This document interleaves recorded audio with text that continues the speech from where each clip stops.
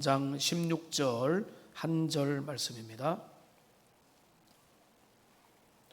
골로새서 3장 16절입니다. 우리 한 목소리로 같이 읽겠습니다. 그리스도의 말씀이 너희 속에 풍성히 가하여 모든 지혜로 피차 가르치며 권면하고 시와 찬송과 신령한 노래를 부르며 감사하는 마음으로 하나님을 찬양하고. 아멘. 우리가 지난 길었던 여름을 다 마무리하고 2학기 첫 번째 주일 소그룹의 자리에 함께 모이게 되었습니다.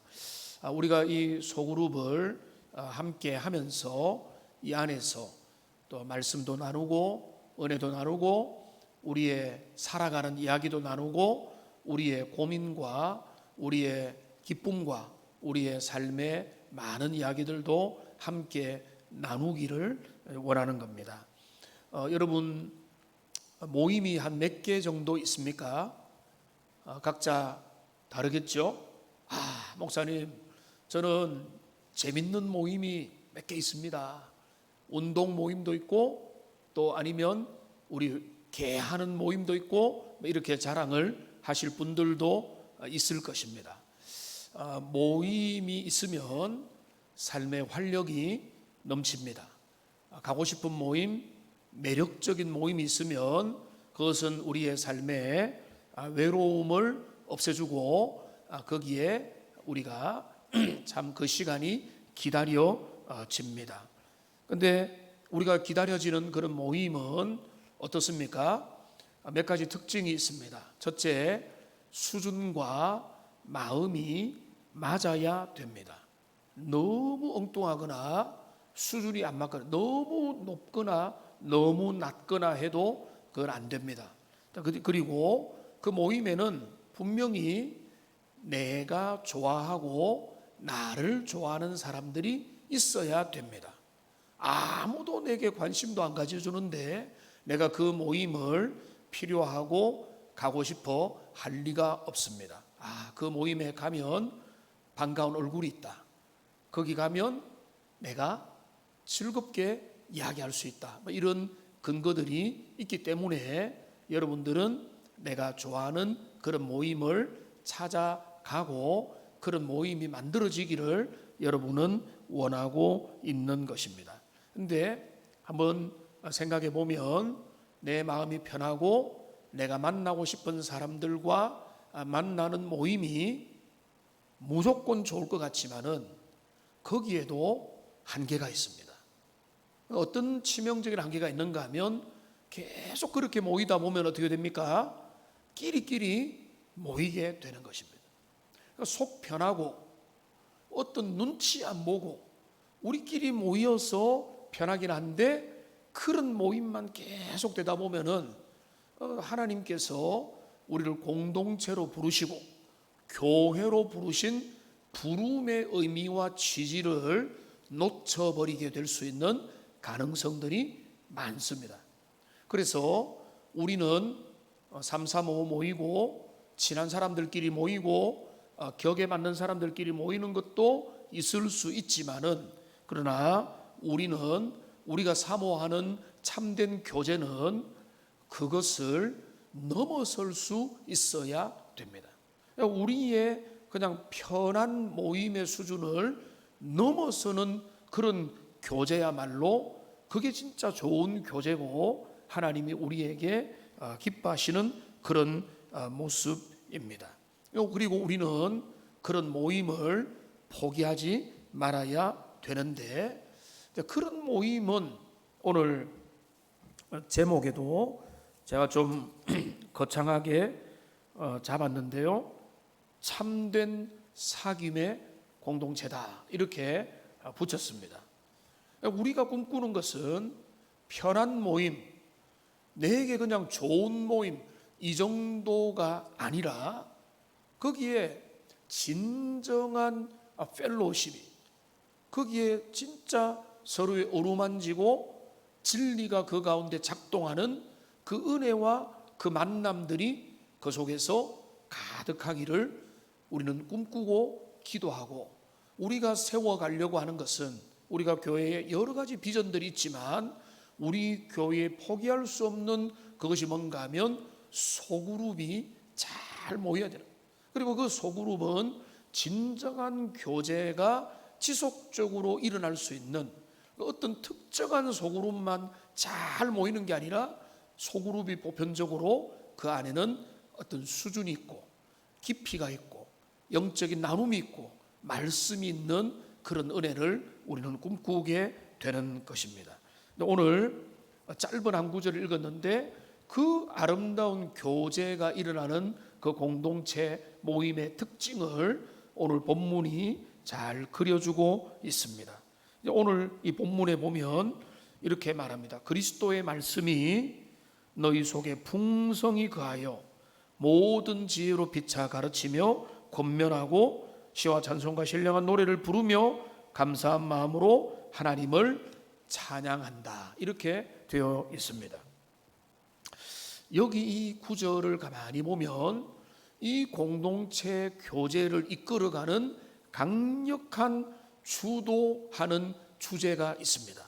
그건 뭔가 하면 하나님의 말씀이 너희 가운데 거하는 일부터 일어나야 된다는 것입니다.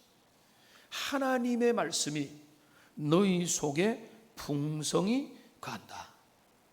근데 이거는 개인이기도 하고 공동체이기도 하는 것입니다. 하나님의 말씀이 그 개인 한 사람 한 사람에게 말씀이 그 가운데 임재해 있는 것입니다. 그리고 그게 대화 속에 교제 속에도 그 말씀의 깊이가 그들 가운데 머물러 있는 것입니다. 이것이 좋은 공동체에 피할 수 없는 특징이 되는 것입니다. 먹고 놀고 즐겼는데 돌아서고 나니까 세상 모임과 다를 거 하나도 없더라. 그거는 영적인 공동체의 특징이 될 수 없다는 것입니다. 그러니까 우리는 우리의 소그룹에 목사님 말씀은 빼지요 라고 말한다면 노라고 말씀드리고 싶습니다. 하나님의 말씀이 중심되지 않는 우리의 교제라는 것은 극히 위험에 빠질 수밖에 없기 때문에 그런 것입니다. 그러니까 우리는 말씀 속에 거하고 그리고 말씀 속에 거한 개인과 개인이 또 그런데 거하는 수준이 다르고 형편이 다르고 최근의 상태가 다르지만은 그런데 그 말씀 안에서 교제하는 은혜들이 서로가 연결될 때 거기에서 영적인 가르침의 은혜들이 그 속에서 계속해서 일어나게 되는 것입니다.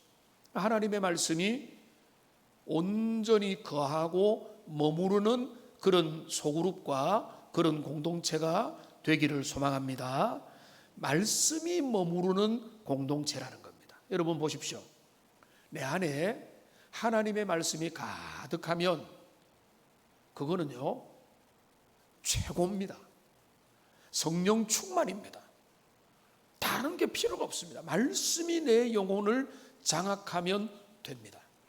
이제 제가 어떤 신앙생활 한 지 얼마 안 된 분하고 짧은 교제를 나누면서 제가 이제 이야기를 하는 중에 이제 그 형제가 이렇게 말을 합니다. 말씀을 듣는데 모든 무장을 해제하고 말씀을 그대로 듣고 그대로 받아들이는 마음을 가지기를 저는 원하고 있습니다 라고 하면서 사실은 몇 가지 의문도 들고 궁금증도 있는데 뭐 이런 이야기 저런 이야기도 이제 저한테 질문도 하고 답변도 하는 이런 시간을 좀 가졌는데 제가 깜짝 놀란 것은 나중된 자가 먼저 될 수 있겠구나. 어떻게 하면요? 하나님의 말씀을 그대로 받으면 주님의 말씀을 내가 뭐 피곤하고 그 말씀을 그대로 받아서 말씀 앞에 거울처럼 내 영혼을 비추기만 해도 그 사람의 영혼은 살아나게 돼 있는 거예요. 그러니까 그 일들이 우리에게 계속해서 일어나기를 주님의 이름으로 축복합니다. 그리고 제가 어떨 때는 그 어떤 집사님이 목사님이 왜 설교할 때마다 화를 내시는지 모르겠다, 이런 이야기를 하시더라고요. 저는 이해가 안 됐어요. 나는 화를 낸 적이 없는데. 근데 이야기를 하다 보니까 전에도 한번 말씀드린 것 같은데 이해가 됐어요. 그분의 내용은 이런 거였습니다. 그분이 왜 제가 화를 내는 것처럼 여겼는가를 가만히 생각하니까 그분이 구약의 선지서를 읽다 보니까 하나님이 계속 이스라엘에게 경고하고 책망하고 조심하라고 하고 뭐 위험하다 하고 그 길로 가면 안 된다라고 하는 하나님의 일종의 경고 소리가 계속 들리는 거 보고 그분이 깨우쳤다는 거예요. 우리 목사님도 우리에게 그런 마음으로 알려주시는구나. 깨우쳐서 겨우 왜 제가 앞에서 이렇게 빗대를 세우고 열심히 전하고 때로 그분에게는 혼내는 것처럼 들렸을까라고 할 때 그거는 잘 되라고, 그리고 주님이 걱정하는 마음들이 그 말씀에서 담겨져 있기 때문에 그런 거다, 이렇게 제가 풀어서 해석을 했습니다. 다시 말씀드리지만 저는 화를 내지는 않았습니다. 그런데 우리 주님의 마음과 답답함과 이런 것들이 전하다 보면 그렇게 여겨질 수도 있는 게, 자, 이 자리에 안 계신 것 같아서 또 편하게 말씀드리면 신방을 갔습니다. 신방을 갔는데 말씀을 제대로 듣지 않을 수도 있겠다고 여겼던 한 형제가 하는 말이 아주 재밌는 말입니다. 날마다 예배 때마다 찔립니다, 이런 이야기를 하더라고요. 그러니까 본인은 말씀을 안 듣는 게 아니라 계속 말씀과 자기의 세상사에서 부닥치고 고민하고 있더라는 것입니다. 근데 그것도 저는 좋게 봅니다. 왜냐하면 말씀이 역사하는 거니까. 그러니까 말씀이 역사할 때 나와 얼마나 차이가 나는가, 다른가를 알 수 있는 것도 말씀의 역사거든요. 거기에서 순종하거나 아니면 거기에서 뭐 튕겨 나가거나 뭐 이렇게 되게 되어 있는데, 중요한 거는 오늘 본문에 있는 대로 하나님의 말씀, 그리스도의 말씀이 너희 속에 풍성히 개인에게 거하고 우리의 공동체 가운데 거하고, 우리가 말씀이 거하기 때문에 우리의 나눔들은 말씀을 기초로 한 그런 나눔이 된다면 그게 진짜 복되고 아름다운 모습이다. 그러니까 말씀이 주도하는 공동체의 특징이 있습니다. 그거는 어떤 기가 막힌 일들이 일어나는가 하면 여기 모든 지혜로 피차 가르치고 권면하는 일들이 나타납니다. 모든 지혜입니다. 모든 지혜. 모든 지혜는 성경 하나님의 말씀이 우리에게 보여주는 지혜는요, 우리의 생각과 상상을 넘어섭니다. 그러니까 우리는 교만하면 안 됩니다. 하나님의 말씀은 우리를 더 깊은 자리로 이끌어 갈 수 있기 때문에 그렇습니다. 근데 이 모든 지혜로 그 다음에 뭔가 하면 한번 따라 합시다. 피차. 여기 보면 피차 가르치고 피차 권면하는 일들이 나타나요. 이게 저는 소그룹의 매력이라고 믿습니다. 여러분, 설교 중에는 여러분 속에서 이런 질문이 있습니다. 이런 부분을 어떻게 여깁니까? 라고 하는 이런 주고받는 이야기에 항상 한계가 있습니다. 그래서 제가 나름대로 여러분 속에서 일어날 만한 의문들과 고민들을 스스로 떠올려서 설교석에 반영하려고 애를 씁니다만 한계가 있죠.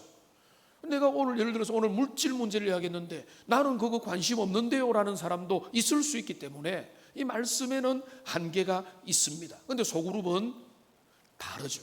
소그룹은 뭡니까?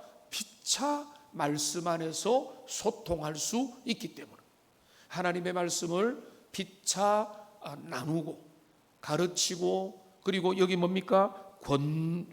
권면하는 것. 그 말씀을 통해서 여기 권면하는 것. 여기 가르친다는 것은 진리의 일반적인 내용을 전하는 것이고, 권면을 한다는 것은 그게 아닙니다. 그렇게 해서는 안 됩니다. 이거는 잘못된 것입니다. 이렇게까지 와야 됩니다를 사랑과 부드러움으로 말해주는 건데, 오늘도 우리 교육자들이 돌아다니면서 사진을 좀 찍겠지만은 좋은 잘 되는 구역 모임은요, 일방적인 가르침만 진행되는 모임이 아닙니다. 거기에는 뭔가 하면 그 진리의 말씀이 기준이 되어서 인도자가 적절하게 잘 이끌어서 서로가 서로의 생각들도 나누고 고민들도 나누고 말씀 앞에 함께 가도록 하는 그 일입니다. 이게 진짜 그 그룹의 수준을 결정하게 되는 것이고, 우리가 우리의 소그룹은 진짜 좋은 소그룹이다라고 한다면 그것이 이루어지는 소그룹. 거기에서는 우리의 말씀의 정보도 있고 내용도 있고 권면도 있고 위로도 있고 거기에 따뜻한 사랑도 있고 은혜도 있더라. 거기에는 온갖 좋은 맛들이 함께 어울려져 있어야 되는 것입니다. 자, 그러면서 또 하나의 마지막 요소가 있죠. 주님을 찬양하는 겁니다. 시와 찬송과 신령한 노래를 부르고 감사하는 마음으로 주님을 찬양하는 것. 그러니까 우리의 공동체는 결국 주님을 바라볼 수 있는 믿음의 공동체가 돼야 될 것입니다. 이제 우리가 오늘 첫날 첫 번째 2학기 소그룹을 시작하면서 여러분들 모임들이 하나님 앞에 꿈꾸기를 원합니다. 저는 우리 교회의 건강도는 거기에 좌우된다. 우리가 얼마나 이 시대를 넘어서서 함께 격려하고 서로가 말씀 안에서 교제할 수 있을까? 여기에 우리의 승패가 있고, 이런 순종하는 지도자들이 만들어지느냐에 우리의 소망이 있기 때문에 그것을 포기하지 말고 그 은혜가 우리들 속에 계속될 수 있도록 지치지 말고 함께 교제의 끈을 이어가는 믿음의 공동체가 다 되시고, 믿음의 구역장님들 참여하는 구역원들이 다 되시기를 주님의 이름으로 축원합니다. 우리 청년들도 자리에 많이 앉아 있는데요, 우리 청년들도 마찬가지입니다.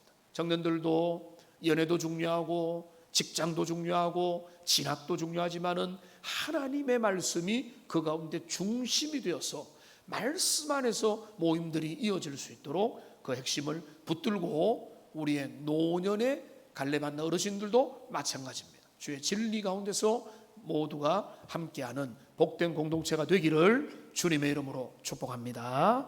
우리 기도하겠습니다. 살아계신 하나님 아버지,